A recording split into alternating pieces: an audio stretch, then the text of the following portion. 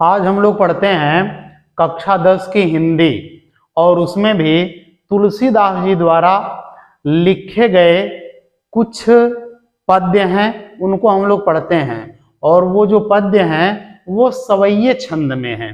तो आइए हम लोग देखते हैं कि आखिर तुलसीदास जी अपनी इस रचना में क्या कह रहे हैं।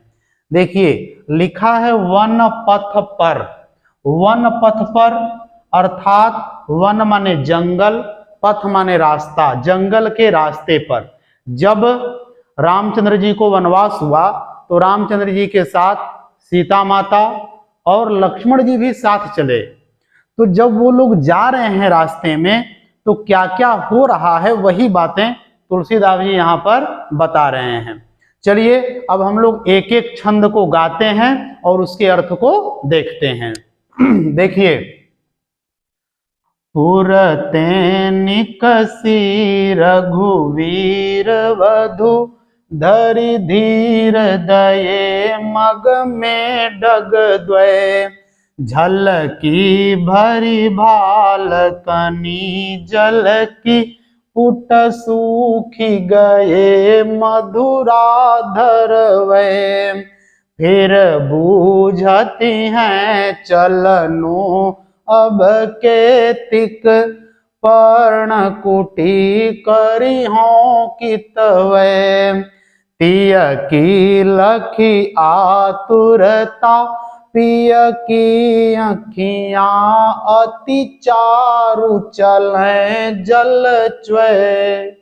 देखिए क्या गजब की बातें तुलसीदास जी कह रहे हैं कि पुर, ते, पुर माने होता है नगर, ते माने से, नगर से, निकसी माने निकली, रघुवीर वधु माने राम जी की वधु अर्थात पत्नी। तो राम जी की पत्नी कौन है? सीता। तो सीता जी नगर से निकली, अधरी माने धारण करके, धीर माने धीरज, दय माने दी, मग माने रास्ते में, डग माने कदम, द्वय माने दो। अब देखिए क्या की सीता जी, नगर से सीता जी निकली और बड़े धीरज धर के दो कदम रास्ते में दी अर्थात चली। अभी दो ही कदम चली थी रास्ते में। दो कदम का मतलब ये नहीं है कि गिन करके दो कदम, अर्थात अभी कुछ ही दूरी पर गई थी। नगर से निकल करके सीता जी बड़े धीरज के साथ रास्ते में अभी दो ही कदम चली थी, कुछ ही दूर गई थी कि झलकी भरी भाल, झलकी माने झलकने लगी, भरी भाल माने पूरे माथे पर, कणी माने कण, जल की माने जल के, जल के कण पूरे माथे पर झलकने लगे। अपुट सूख गए, किसके? मधुराधर वय, मधुराधर वय माने मधुर होठों के, मधुर होठों के जो पुट थे अर्थात ऊपर और नीचे दोनों क्या हो गए? सूख गए। किनके? सीता जी के। और फिर बूझती हैं, बूझती माने फिर पूछती हैं, क्या कहती हैं? चलनो अब केतिक, केतिक माने कितना, अरे अब कितना चलना है। अपर्ण कुटी माने पत्ते की कुटिया, करियों माने बनाएंगे, कित वह माने कहां पर, अरे अभी कितना चलना है और अब कुटिया आप कहां बनाएंगे। तो तीय की माने पत्नी की, लखी माने देखकर, आतुरता माने व्याकुलता, पत्नी की व्याकुलता देखकर, पिय की, पिय का माने राम जी की, पिया है सीता जी के, तो राम जी की आँखियां, जो आंखें हैं और कैसी हैं? अति चारु, चारु माने सुंदर, बड़ी सुंदर आंखें हैं रामचंद्र जी की। चली माने चलने लगी, जल च्वय माने जल, च्वय माने चूने लगा, टपकने लगा, अर्थात राम जी की सुंदर आंखों से जल टपकने लगा, आंसू बहने लगे। चलिए इन चार पंक्तियों का पूरा अर्थ देखिए। कह रहे हैं तुलसीदास कि जो अभी सीता जी हैं, जो रघुवीर वधु हैं, वह नगर से निकली और रास्ते में अभी 2 ही कदम चली थी बड़ी धीरज के साथ कि उनके पूरे माथे पर जल के कण झलकने लगे, अर्थात पसीना होने लगा, और उनके होंठ ऊपर और नीचे दोनों होंठ क्या हो गए, सूख गए। फिर उसके बाद वो पूछती हैं कि अरे अब कितना चलना है और आप कुटिया कहाँ बनाएंगे।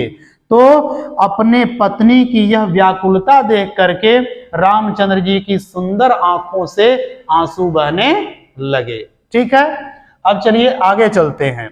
आगे क्या है देखिए, जल को गए लखन है लरिका, परिखो पिय छागरिक हुए ठाड़े, पोछी पसे उबयारी करो, और पाय पखारी हो भूभूरी डाढ़े, तुलसी रघुवीर प्रियाश्रम जानी, कै बैठी विलंबलो कंटक काढ़े, जानकी नाह को नेह लख्यो, पुल को तनुवारी विलोचन बाढ़े।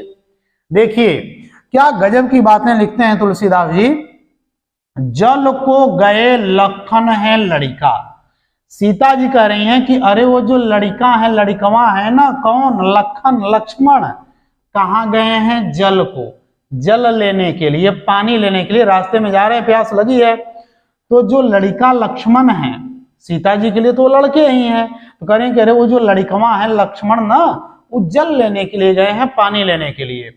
परिखो अर्थात प्रतीक्षा कर लीजिए, परिखो माने प्रतीक्षा करिए, पिय माने हे मेरे पिय पिया अर्थात राम जी, छाह घरिक माने एक घड़ी, वह ठाड़े माने खड़े हो जाइए, ठाड़े हो जाइए अर्थात खड़े हो जाइए, कहाँ, छाह में। और पोंछ पसेऊ, मैं क्या करूं, पसेऊ माने पसीना, पोंछू माने पोंछ दूंगी, मैं पसीना पोंछूंगी।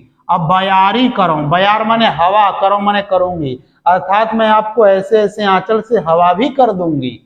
और पाय पखरी हूं, और आपके पांवों को क्या करूंगी, पखार दूंगी। अब भूभूरी डाढ़े अर्थात भूभूरी माने बहुत अधिक, डाढ़े माने जो जलन में है, आपके पांव जो चलने से बड़े जलन में हो गए हैं, उनको मैं क्या करूंगी, पखार दूंगी, धो दूंगी। पखारियों माने धोना। तुलसी रघुवीर प्रिया श्रम जान के, रघुवीर माने जो रामचंद्र हैं, तुलसीदास जी कह रहे हैं कि रामचंद्र जी, प्रिया माने सीता का, श्रम जान के माने परिश्रम जान के, थका जान करके, बैठ माने बैठ करके, विलंब माने देर तक, कंटक माने कांटा, काढ़े माने निकाले। रामचंद्र जी क्या किए, अपने सीता को समझ गए कि ये ज्यादा थक गई हैं, तो बड़े देर तक बैठ करके उनके पांव से कांटा निकाले। कौन, रामचंद्र जी। और जानकी जो सीता जी हैं, नाह माने नाथ, नाथ माने स्वामी मालिक, को माने का, नेह माने प्रेम, लख्यो माने देख करके, सीता जी राम का, अपने स्वामी का प्रेम देख करके, पुलको तनु, पुलको माने बड़ी प्रसन्न हुई, तनु माने शरीर, उनका शरीर जो है बड़ा प्रसन्न हुआ। और वारी माने पानी, विलोचन माने आंखों में, बाढ़े माने बढ़िया गया, बहने लगा, और सीता जी की आंखों से पानी बहने लगा। क्या देख करके कि मेरे जो प्रिय हैं, पति हैं, वो मुझसे इतना प्रेम करते हैं कि ज्यादा देर तक बैठ करके, जानबूझ करके ज्यादा देर तक बैठे हैं और मेरे पांव का कांटा निकाल रहे हैं। इन 4 पंक्तियों का अर्थ देखिए।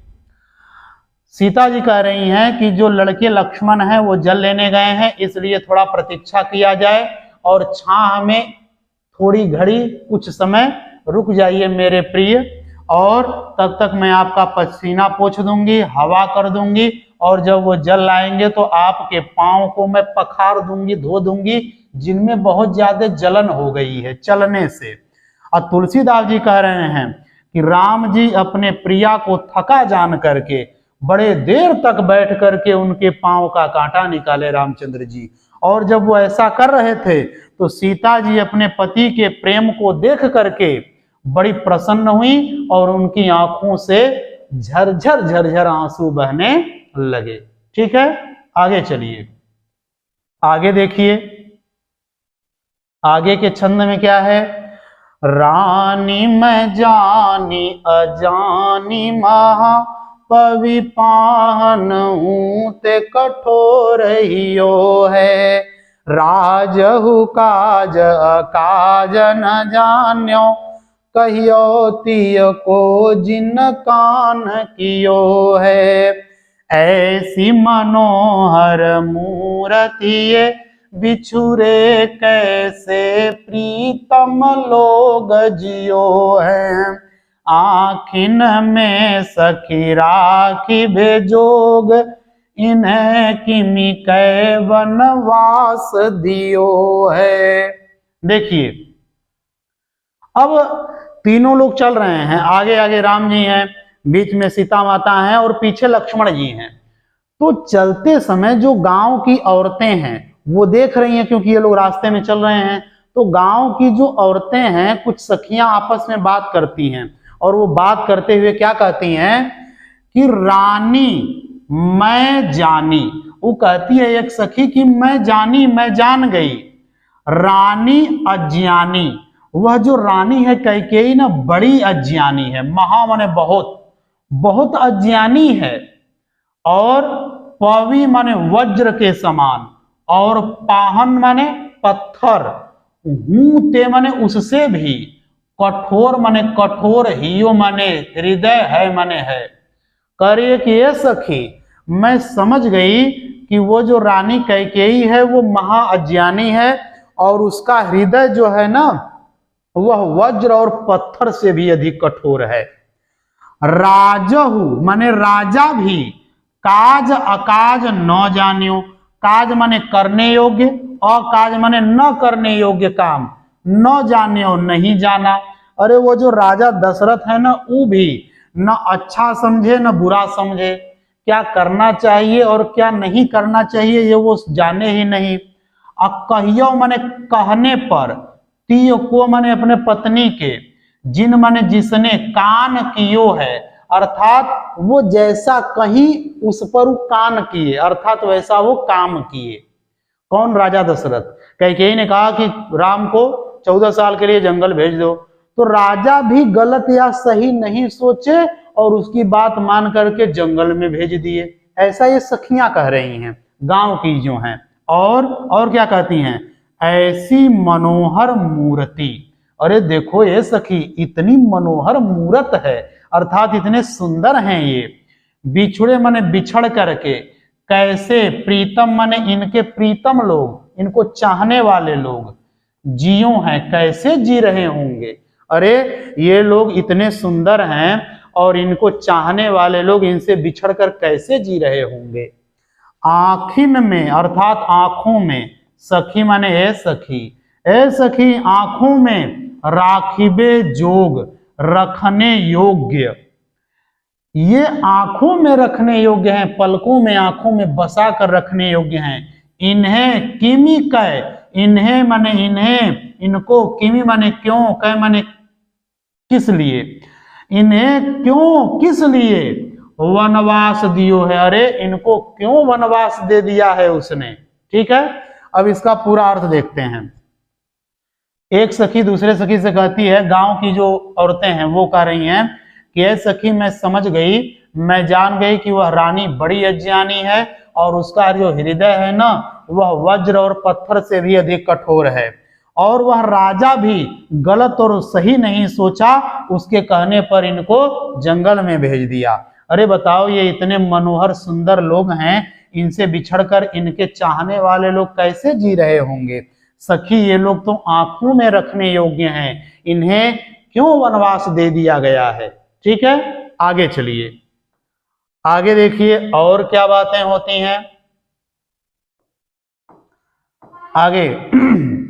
शीस जटा उर बाहु विशाल, विलोचन लाल तिरछी सी मोहे, तून सरासन बान धरे, तुलसी बन मार्ग में सुठी सोहें।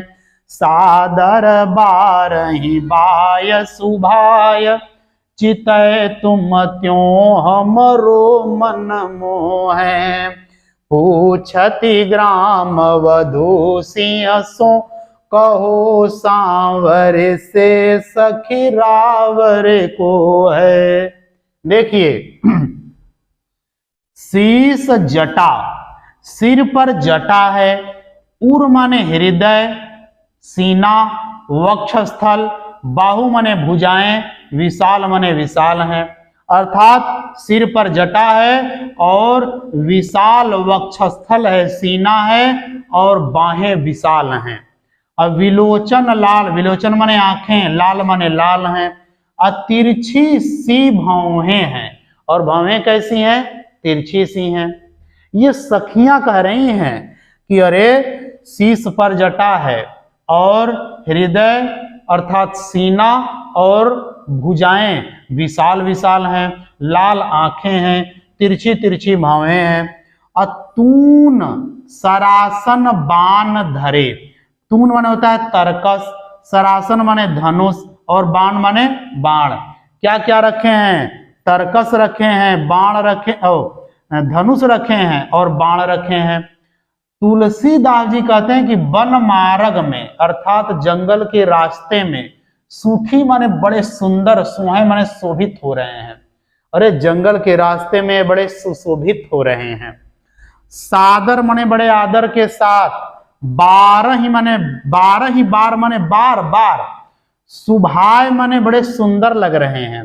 चितय माने चित्त को, तुम त्यों अर्थात तुमको तो तुमको, हमरो मन मोह है, हमारे भी मन को मोह रहे हैं। ये सखियां कह रही हैं कि तुम त्यों अर्थात तुम्हारे मन को तो मोह ही रहे हैं, हमरो मन मोह है, हमारे मन को भी मोह रहे हैं। पूछति ग्राम वधू, जो गांव की औरतें हैं, पूछति माने पूछ रही हैं, सिंह सो माने सीता से, क्या कहती हैं? कहो माने बताओ, सांवरे से, जो सांवले रंग के हैं, सखी ए सखी, रावरे को हैं, तुम्हारे वो क्या लगते हैं? रावरे माने आपके, तुम्हारे को है माने कौन है, तुम्हारे क्या लगते हैं। तो देखिए इन चार पंक्तियों का पूरा अर्थ, जो सखियां हैं वो कह रही हैं कि जिनके सिर पर जटा है, जिनके वक्षस्थल और भुजाएं विशाल हैं, जिनकी आंखें लाल हैं, भौहें तिरछी हैं, जो तरकस लिए हैं, धनुष लिए हैं, बाण लिए हैं, वो रास्ते में बड़े ही सुंदर लग रहे हैं और बड़ी आदर के साथ बार बार हमारे चित्त को तो, तुम्हारे चित्त को तो मोह रहे हैं, हमारे भी चित्त को, मन को मोह रहे हैं। और फिर गांव की औरतें सीता जी से पूछती हैं कि ए सखी, ये जो सांवले रंग के जा रहे हैं, ये तुम्हारे कौन है, ये तुम्हारे क्या लगते हैं। ठीक है, आगे चलिए, आगे की पंक्तियां, अंतिम पंक्तियां हैं। सुनी सुंदर बैन सुधारस साने, सयानी है जान की जानी भली, तिरछे करी नैन दिसैन तिन्ह, समुझाई कछु मुस्काई चली, तुलसी ते ही अवसर सोह समय, अवलोकति लोचन लाहुअली, अनुराग तड़ाग में भानु उदय, बिगसी मनो मंजुल कंज कली। क्या गजब की बातें लिखते हैं तुलसीदास जी कि सुनी माने सुनकर, सुंदर माने सुंदर, वैन माने वाणी, सुंदर वाणी सुन करके, और वाणी कैसी है? सुधा रस साने, सुधा रस माने अमृत के रस में, साने माने सनाई हुई है, लिपटी हुई है, अमृत के रस में लिपटी हुई सुंदर वाणी को सुन करके, सयानी हैं जानकी जानी भली, अर्थात जो जानकी हैं सीता जी, जानी माने जान गई, भली माने अच्छी प्रकार से, अच्छी प्रकार से जान गई। क्यों जान गई? क्योंकि वो सयानी है। सयानी माने ज्ञानी है। सीता जी क्या है? ज्ञानी है। तो ज्ञानी सीता जी जो है वो अच्छी प्रकार से जान गई। और तिरछे करी नैन दैन।